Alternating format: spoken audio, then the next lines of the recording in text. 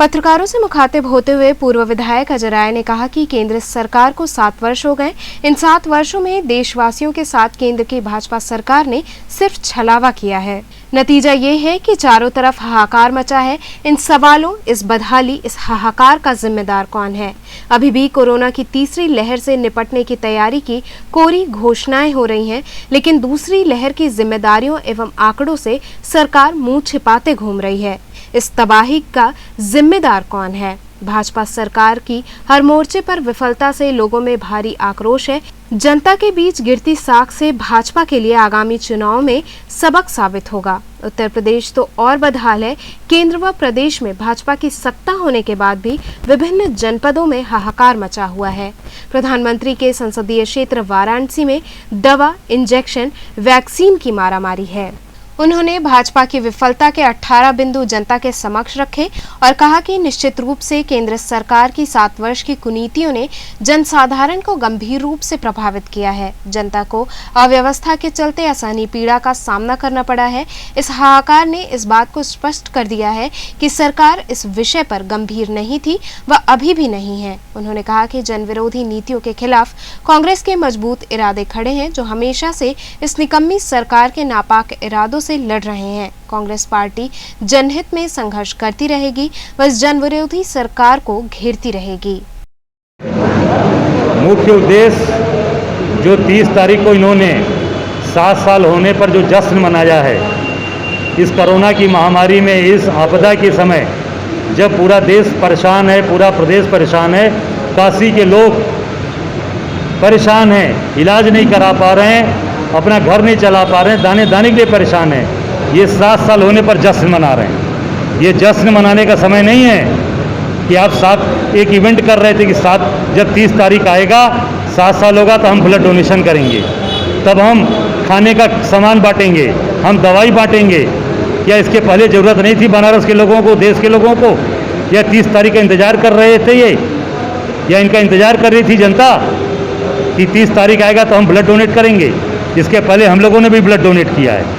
कोई दिन तारीख देखकर नहीं किया, 4-4 बार किया। मेरे पूरे परिवार ने किया, सारे कांग्रेस के साथियों ने किया, हमारे जिला अध्यक्ष से लेकर सभी लोगों ने किया। और एक भी भारतीय जनता पार्टी का विधायक, भारतीय जनता पार्टी के एक भी मंत्री ने ब्लड डोनेशन में 1 यूनिट ब्लड भी लोगों ने नहीं दिया। केवल कार्यकर्ताओं का खून चूस रहे हो। क्यों कार्यकर्ताओं को मार रहे हो? बेचारे गरीब परिवार के लोग हैं, साधारण लोग हैं। अरे आप मोटे मोटे लोग हो, आप कम से कम देना चाहिए।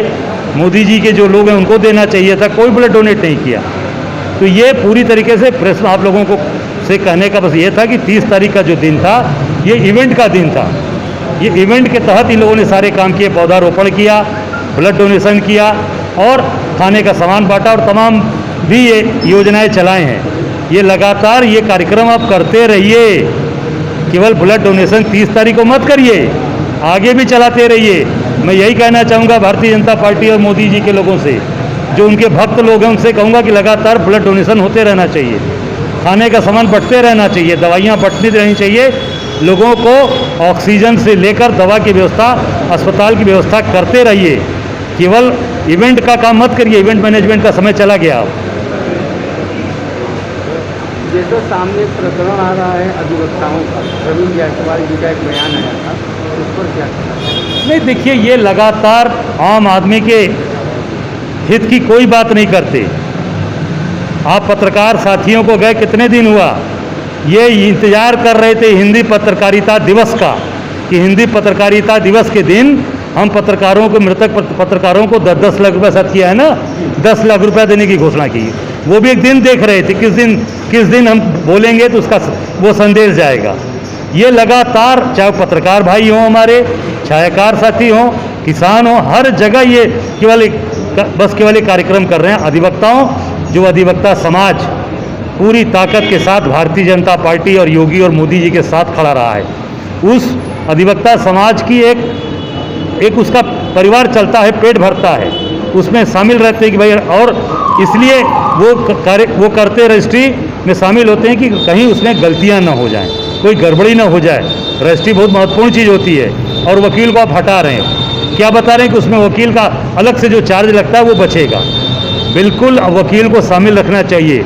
और ऐसे जो लोग मंत्री जो इस तरह की बात बोल रहे हैं रविंद्र जायसवाल, निश्चित तौर से ये गलत इन्होंने किया है। अधिवक्ताओं का ध्यान रखिए और अधिवक्ताओं से माफ़ी मांगिए, अधिवक्ताओं से माफ़ी मांगिए कि ये उनके हित का कार्य आपने नहीं किया है, ये गलत कार्य किया है और इसको तत्काल, अगर ऐसा आदेश हुआ है तो इसको तत्काल वापस